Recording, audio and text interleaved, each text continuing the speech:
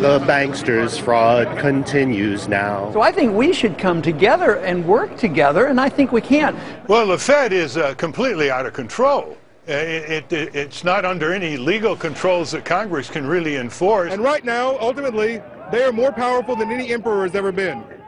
It's not about Democrat, Republican. People who say it is, that's not true. This is about right or wrong, up or down. Today, I think it was a historic day because we agreed on 4 major areas. Foreign policy, get the soldiers back, stop being imperialistic. Privacy, deal with the repeal of the Patriot Act. And the third is the national debt. You know, deficits are now used for reckless government adventurism. And the fourth issue is the Federal Reserve is now a government within a government. It is totally out of control. Congress doesn't control it. It's funded by the banks. And we either have constitutional government or we don't. Because of this, well, here's the question. Is there anything left for the American people to decide? We're looking at a corporate media who is extremely threatened by what's going on. The protesters on Occupy Wall Street are now entering the 10th day. And what you're seeing is really inchoate rage against the economic issues created by the overweening corporatism of the government, and it threatens all of them. You vote for a Republican to balance a budget, and they're worse than the Democrats. That's what the people are sick and tired of. You vote for the Democrats to end the war, and they expand the war as much as the Republicans. I'll rephrase the question for Ralph. Who's the lesser of two bads right now?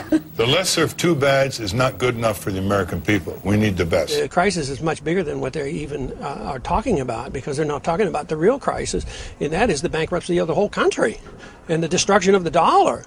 And when we're going to bring our troops home and change our foreign policy, I mean, this is much bigger than they think it is. A lot of people are pointing fingers. Who do you say is to blame for the situation right now? What do you want to go back to the Federal Reserve Act of 1913?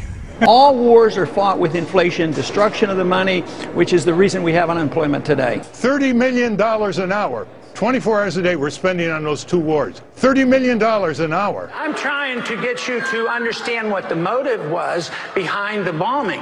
At the same time, we had been bombing and killing hundreds of thousands of Iraqis for 10 years. Would you be annoyed? If you're not annoyed, then there's some problem. Republican Congressmember Ron Paul of Texas speaking last night at the Republican presidential debate. Noam Chomsky, your response. I think what he said is completely uncontroversial.